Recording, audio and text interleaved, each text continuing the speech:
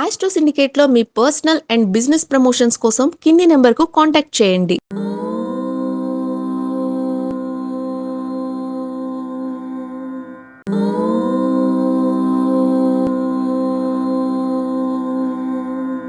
ఓం శ్రీ గురుభ్యో నమ. హరి ఓం. దుర్గే స్మృతా హరసి భీతిమశేష జంతో స్వస్థై స్మృతా మతిమతీవ శుభాన్ దదాసి దారిద్ర్య దుఃఖ భయహారిణి కాత్వదన్య సర్వోపకారకరణాయ సదార్ద్రచిత్త. అందరికీ నమస్కారం. మనకి 26వ తేదీ రోజున మనకు ఒక ముఖ్యమైనటువంటి పండుగ కూడా ఉంది. అది అశోకాష్టమిగా చెప్పబడుతోంది. అంటే 26/3/2026 గురువారం రోజున అశోకాష్టమి అనేటువంటి పేరు. ఆ రోజునే భవాని అంటే అమ్మవారి ఉత్పత్తి, దుర్గమ్మవారికి ఉత్పత్తి. ఈ రోజున మనము కొంతమంది పిల్లలు అంటే కన్నె పిల్లలకి పూజ చేయడం, అంటే చిన్న పిల్లలకి పూజ చేయడం అనేది శరన్నవరాత్రుల్లో ఉంటుంది కదా, అలాంటి పూజనే ఈరోజు కూడా చేసేటువంటి అవకాశము చాలా బలంగా ఉంటుంది. అలాగే రాముణ్ణి కూడా ఈరోజు అర్చించడం, రామనవమి కూడా మిక్స్ అయింది కాబట్టి ఈ రెండు పూజలు మనం చేసుకునే ప్రయత్నాన్ని తప్పకుండా చెయ్యాలి అన్న విషయాన్ని గమనించండి. ఈ అశోకాష్టమి ముఖ్యంగా విశేషం ఏమిటి అంటే ఈరోజు మనం బ్రహ్మపుత్ర నది స్నానం కూడా ఆచరించాలి. బ్రహ్మపుత్ర నది స్నానం అక్కడ దానికి ఎవరు వెళ్తారు? ఇప్పుడు అస్సాం వారికి ఎవరు వెళ్ళాలండి అంటే కనీసం మనం అక్కడి నుంచి ఏదన్నా ఎవరైనా మన వాళ్ళు జలము తెచ్చుంటే బ్రహ్మపుత్ర నది నీళ్ళని చల్లుకోవడం వల్ల చాలా మంచి అనుకూలమైనటువంటి సమస్త రోగ నాశములని పాపకర్మల నుంచి విముక్తి కలిగే అవకాశం బలంగా ఉంటుంది. కాబట్టి ఇటువంటి ప్రయత్నాన్ని మీరు తప్పకుండా చేయండి.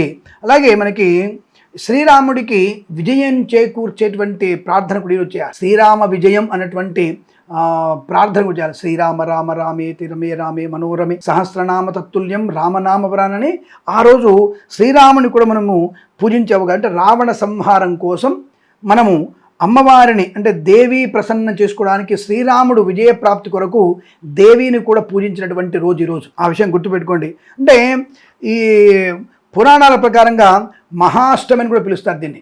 రాముడు రావణ సంహారం కోసం అమ్మవారిని పూజించినట్టుగా కొన్ని పురాణాల ద్వారా తెలుస్తుంది మనకి. ఈ విషయాన్ని గుర్తుపెట్టుకోండి. అలాగే ఈ రోజున అశోకాష్టమి అంటారు దీన్ని. అంటే సమస్తమైనటువంటి శోకముల నుంచి విముక్తి కలిగించడానికి అశోకాష్టమి అనేటువంటి పూజ చేస్తారు. ఈరోజు మనము అశోక వృక్షాన్ని పూజించాలి. అశోక మొగ్గలతో అమ్మవారిని అర్చన చేయాలి. అశోక పూలు ఉంటాయి కదా, అశోక పువ్వుల చేత మనం అమ్మవారిని పూజించే ప్రయత్నం చేస్తే ఇంట్లో మనలో ఉన్నటువంటి అనేక కష్టముల నుంచి విముక్తి కలగడానికి అవకాశం ఉంటుంది. అశోకం అంటే శోకాన్ని దూరం చేసేది, శోకము లేనిది అని అర్థం. కాబట్టి అశోక వృక్షాన్ని పూజించిన వారికి, ఆ మొగ్గలు తెచ్చి అమ్మవారిని పూజించిన వారికి నిశ్చయంగా సమస్త శత్రుపీడా పరిహారము కలిగి సంతాన సౌభాగ్య వివాహ యోగ్యతలు ఏర్పడడానికి అవకాశాలు మంచి మార్గం సుగమం అవుతుందన్న విషయాన్ని గమనించుకోవడం ఒకటి ముఖ్యమైనది. అలాగే ఈ చైత్ర నవరాత్రులు కదా వసంత నవరాత్రులు, ఈ వసంత నవరాత్రులు 8వ రోజు కాబట్టి ఈ యొక్క దుర్గాష్టమిగా ఈ చిన్నపిల్లల్ని పూజించడం, అలాగే అమ్మవారికి ఇష్టమైనటువంటి మనకి నిమ్మకాయల మాల అమ్మవారికి సమర్పణ చేయడం, ఇంట్లో నిమ్మకాయల దీపం పెట్టుకోవడం కూడా విశేషమైనటువంటి ఫలితాన్ని కలిగిస్తుంది. అలాగే ఈ రోజున ఎవరైనా సరే అమ్మవారి దేవాలయానికి వెళ్ళి కుంకుమార్చన చేసిన వారికి అద్భుతమైనటువంటి అమ్మ అనుగ్రహాన్ని పొందుకునే అవకాశాలు ఖచ్చితంగా ఉంటాయని చెప్పవచ్చును. అలాగే మనకి ఒరిస్సాలో ఈరోజు ఈ యొక్క చైత్ర శుద్ధ అష్టమి రోజున లింగరాజస్వామి పూజ చేస్తారు. అంటే ఒక రకంగా శివుణ్ణి పూజిస్తారు, బట్ అక్కడ లింగరాజస్వామిని పూజించేటువంటి ఆచారం కూడా ఉంది.